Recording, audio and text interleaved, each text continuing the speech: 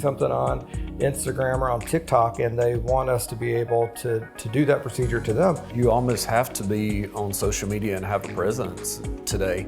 We will possibly lose that patient.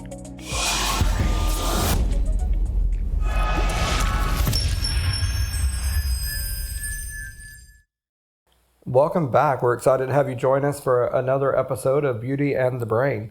I hope you all have had a great week. We certainly have. And we have a really exciting topic today to talk about. And it's social media, right? Something that we all use, that we all are exposed to in our lives. And we're going to talk about how it influences the world of aesthetics. I find social media fascinating. I think it's amazing that people go to social media to find medical providers. It continues to astound me every time I ask someone, how did they find us? How did they get to us? And their answer is my Instagram, because I just can't imagine, I guess it's my generation, going to social media. I can Google, but social media to actually find a medical provider. Yeah, this was something that we didn't have to deal with when we started. So we actually, started in this industry about 15 years ago, and there were some social media platforms out there at the time, but they really weren't nearly the influence or as popular as they are now. I think when we first started, we just had a website, and that was the only thing we had for patients to find us. We grew our entire business almost exclusively on word of mouth. But, kind of as the years have progressed and we've got more into this and hired more providers, we've been forced to kind of adopt to this because we have a lot of patients that find us this way. This is a struggle, I think, for our generation, and we're learning, we're coming around. But when we were growing up, or younger at least, we had celebrity endorsements. That was basically what it is. And now we have all this social media influencers. I think it's one of those things, like social media, you can pretty much be whoever you want to be on social media. So as a social media influencer, how does that give you credit to determine what makes a good medical provider? Is that someone that you go to versus, a celebrity in the past that just said that she had this treatment or he had this treatment? Yeah, I think we've both seen throughout kind of our aesthetic career, and even, now kind of watching our nieces and nephews and kind of the things that they're being exposed to and that they're seeing and viewing in their teen years. I think there's a lot of external pressures out there on these kids these days and young patients, but I'm not real sure what gives you the qualifications other than a lot of followers to say that, to endorse somebody really. And that's what we deal with, because they'll come into the practice and they see something on Instagram or on TikTok and they want us to be able to do that procedure to them without any knowledge of the safety or the training that's required to do those procedures. I think social media gives you a huge platform to create awareness, but it also is not always great awareness, and it's also not always the truth. So like I said, things are not what they appear. You think about the social media filters, and how many times do we get questioned about filters? Can I have this look? Can I have these lips? Can I have these cheeks? I've had patients come in that I didn't even recognize the patient because of filters that they had on. Or just recently, I was with my parents. They were at the campground, and a lady from my hometown came up, and I'd been thinking how good she looked on social media, and I saw her, I didn't even recognize her. I was like, who the hell is this? I think that, that happens a lot more times than what we actually realize. And so, these influencers, they can create some really positive things for people, but I think we also need to be aware that they are just what they are. They're influencers. I think it's also, though, the flip side of that coin is it's an opportunity for us as aesthetic providers to kind of showcase our work. So, in times past, it was hard for patients to find before and afters to see the quality of your work or what was representative of you as a provider.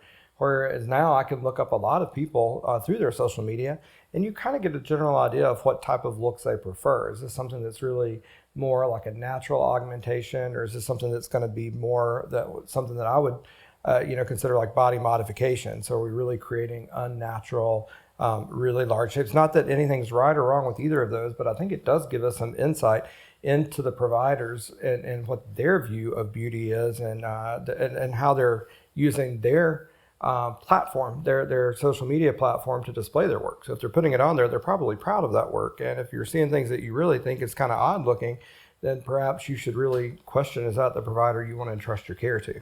Well, I think as far as the providers, you almost have to be on social media and have a presence today to target that the younger generation and the millennials, that is where they go for a lot of information. The older generation, not so much, but that's a big component of our patient population. We're seeing them younger and younger.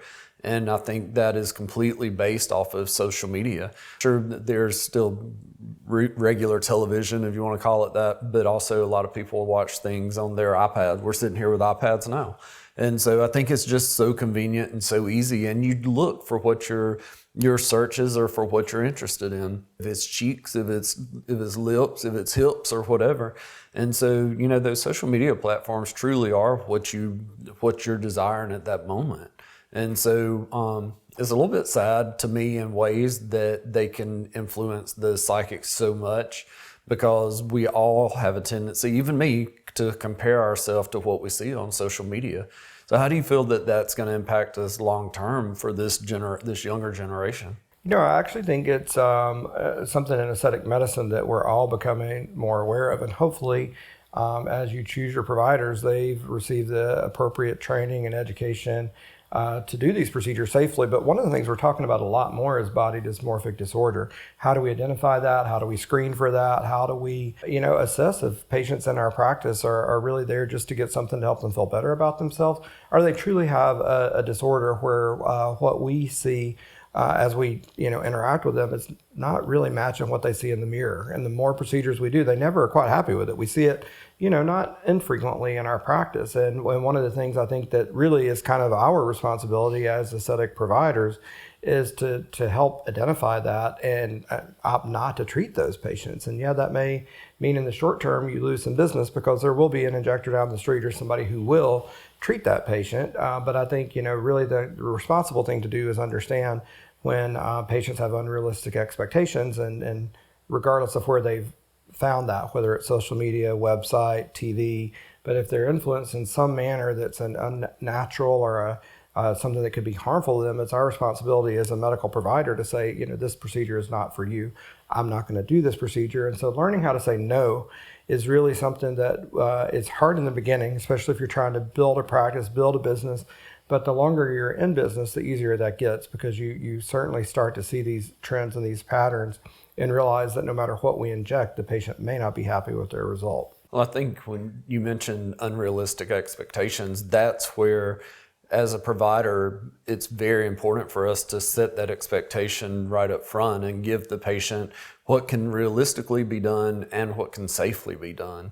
Because the idea is to conform to society's norms, and to a 20-year-old that's on their iPad and looking at Instagram, that is the norm. It's a lot different than, watching Cheers back in the day when people had bad hair, bad style, and now everybody you see on social media, you don't see people with pot bellies and looking ragged. They're all beautiful and gorgeous, and that's what they strive for. We have some very famous families with reality shows that I think have probably been one of the biggest influence over beauty over the past 5 years. These lip trends that we're seeing, and are they safe? There are a lot of different lip techniques out there people are asking for by name, and they're asking for them by name because of social media. Social media is not always a bad thing, but I certainly think there's a fine line. And when we start talking about expectations with our patients, I think that we need to, find out what's their goal. And that's one of the first things that we ask for. I think our consultation process is very similar because we were trained together, but we always give them the mirror. And so it's a lot easier for me to give someone a mirror than for them to pull out their phone to show me their goal. I think that the mirror is not always what they use to determine what they want. Yeah. I think that's true. And I think social media has a lot of, I think it has a positive place, and it's aggravating and hard for, us to adapt to because we didn't kind of grow up with that. But it does certainly have its place. And, I think being aware. So how do you deal with the patient when they come in and they bring up that Instagram and they show you the picture of the cheeks or lips that really is not going to fit their face? How do you deal with that patient? What is it that you kind of talk to them about during your initial consult, and how you're going to help them accomplish those goals? My goal is always to figure out how I can give that patient the best result for what they're trying to achieve. And I also tell them that it's likely not going to be a single step process, that, this patient that they're looking at, the ratios that are frequently out there on social media, or this lip style that's out there on social media, that's not achieved by one single visit. That this person on social media, whether they're filtered or not, they have, a skincare regimen. It's a collagen stimulating treatment. Is it, a mid-face dermal filler that a lot of people never even consider. They just pick the part that bothers them the worst. So, I was like that for years about the scar on my eye, and that's all I saw. I didn't notice the acne scarring that was as bad, or I didn't notice, that I needed a little chin filler, or I focused on the slight curvature of my nose, and other people didn't notice that at all. But it, encouraged me to get a nose job. I can't tell you how many things I've done to my eye for my scarring, and that was me being hypercritical of myself, where society didn't see that. But looking at images of people that were perfect, that was what I strive for. So back to your question about what I do, I try to set realistic expectations that are going to be healthy for them. But I find that interesting. And so all the things that you're mentioning about your eye, your scar, your nose, and how those things impacted you. How old were you when you had your first surgical rhinoplasty nose job? 20, maybe. Yeah, 19. So late teens, early 20s. And we didn't grow up in a time of social media. So you still had those influencers in some manner that was setting these expectations for you that you needed to meet, because all the things that you're naming are not really things that you saw on social media that influenced you to get this. So I do believe that we've dealt with these external pressures for a while. We're just dealing with it in a more readily achievable fashion now, that it's instant, that you can get things on your phone right away. And I think one of the things that maybe a lot of people don't realize, there's some pretty interesting documentaries out there now on social media, is how these algorithms are designed to reinforce our beliefs. And so if we're looking at anything that, pick a topic, whether it's politics, aesthetics, if you specifically want to look at parts of the body, so butt lifts, nose lifts, cheeks, these algorithms are designed in a way to feed you more of that information that you've been searching for. So it's not going to show you opposing viewpoints. It's not going to show you, anything about body dysmorphic disorder, really. It's going to continue to reinforce whatever it is that you're looking at. And I don't think we had to deal with that when we were growing up. So there were these ideal images we saw on billboards or magazines or TV, but it wasn't some, complex algorithm designed to constantly feed us information that reinforced some sort of belief that we had, whether it's about aesthetics or, again, religion or politics or anything. And so I believe just raising awareness on that issue helps us look at, opposing views. I know, at least from my standpoint, sometimes I have to go out and search for it, but I encourage things that challenge my belief system, or things that I think are normal, because sometimes I look at it and I'm like, I really wasn't looking at this objectively before, and I need to look at that objectively now. I think looking at it objectively is really important, because a lot of times, even though we tell the patients about facial balancing or the different things that we can do, I think if we don't target what it is that they're there for and what it is that they're bothered by, we will possibly lose that patient. I think the main thing is to create trust with the patient, determine how can we get to their goal, and maybe we will start with the part of it that bothers them first. Rather, they want big lips, but they need some mid-face volumization. Maybe we will start with their lips. That wouldn't be ideally where I would start, probably, but to meet some of that patient's goals, that may be what we have to do. And most of those patients, they're back on social media, they're tagging you with their lips. They don't tag you a lot of times with mid-face volumization, but they will tag you with the lips. And so for us as providers, it's a marketing strategy as well. I mean, we've branded ourselves, and your social media is a lot different than mine. I mean, mine's got a lot of craziness on it, but it's a big part of who we are, and there are constantly new platforms that are coming out, some that I don't even know about, that we just watched something on Netflix the other night, and I was pretty amazed a lady didn't get a job, and it was realistic. She didn't get a job because she didn't know all of the social media platforms. She was a new mom just getting back into the workforce, and the employer was interviewing her and asked about her social media presence, and she said she had 1,500 Facebook followers. And they're like, "What about your other social media presence?" And she's like, "I have 1,500 Facebook followers." So, there are a lot of things that are out there that, and it's constantly evolving. And so as a business owner, it's our responsibility to stay up on that. But at the end of the day, it is our responsibility to safely treat these patients. Yes, I think there are positives and negatives definitely associated, as with everything. And I appreciate the opportunity to have that platform to share things. And as you say, I'm a lot more, I guess, reserved on mine.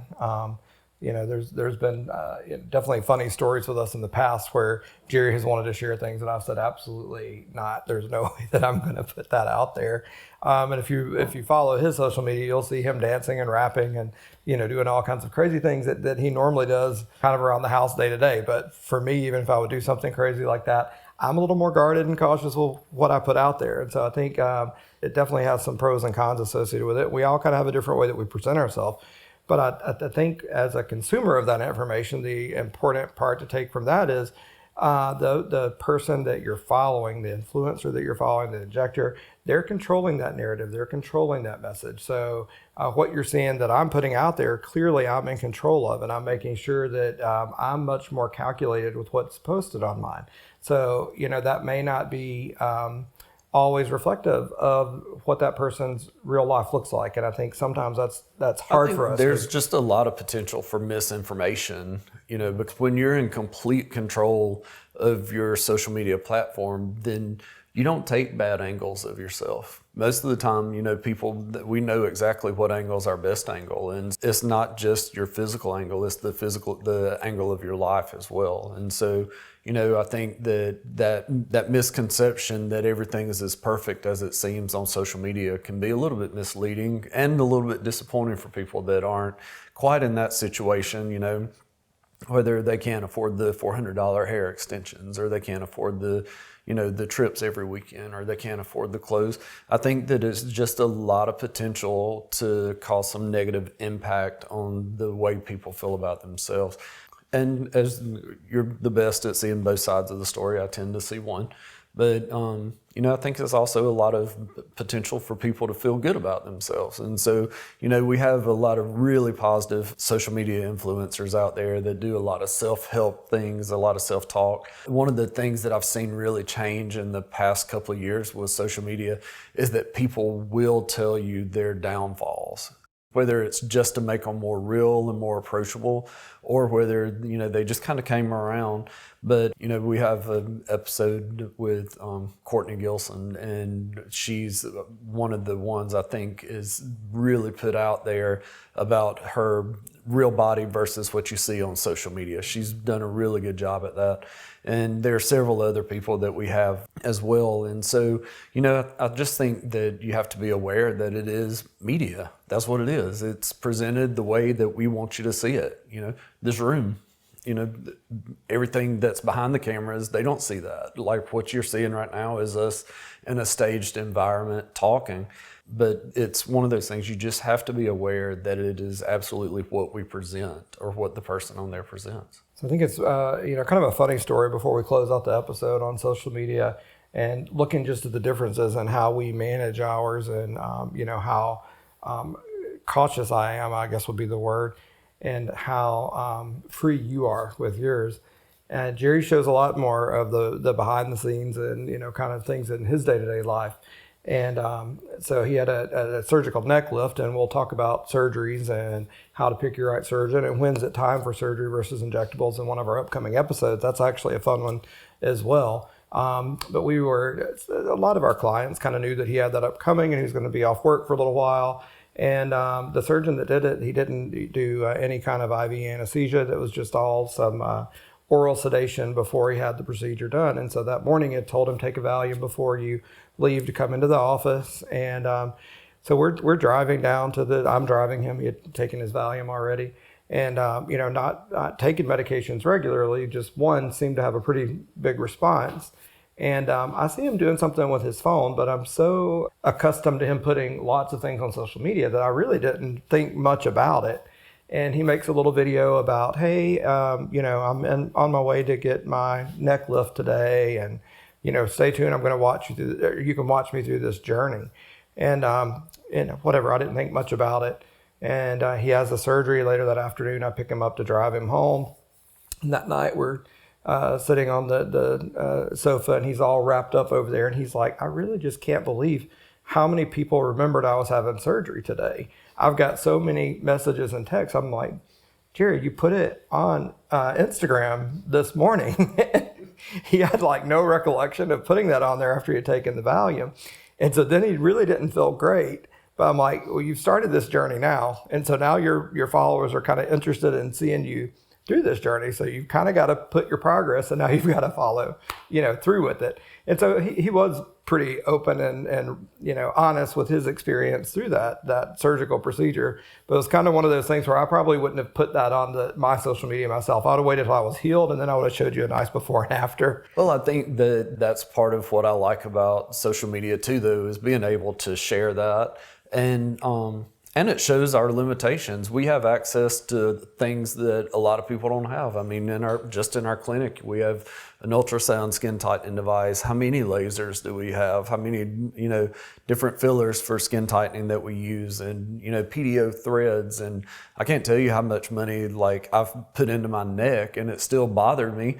And being able to share with our patients or viewers or people that follow me on social media that, we are limited in a med spa space, and it comes a time when you have to have surgery. And so, that kind of goes back to social media setting realistic expectations. And so I think maybe it's the nurse in me just wanting to help people, I don't know, or the craziness in me, or that good personality you said I had. But I'd say the craziness. That's what I vote craziness. So I don't know what it was that made me want to share all of that, but I can't tell you how many patients have came and said, I'm so glad that you showed that. I've been trying to do X, Y, and Z to my neck, and it really hasn't worked. So that is one of those instances where social media, I've also had people say, you absolutely did not need that. I can't believe you did it at such a young age, at the mild age of 30.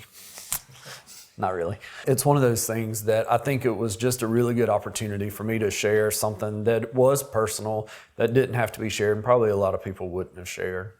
Well, thanks again for joining us today for this episode of Beauty and the Brain. We certainly have a lot of topics that are coming up that you'll want to stay tuned for as we keep you up to date on the newest trends in the aesthetic industry. All right, guys, look forward to seeing you on the next episode of Beauty and the Brain. Be sure to tune in.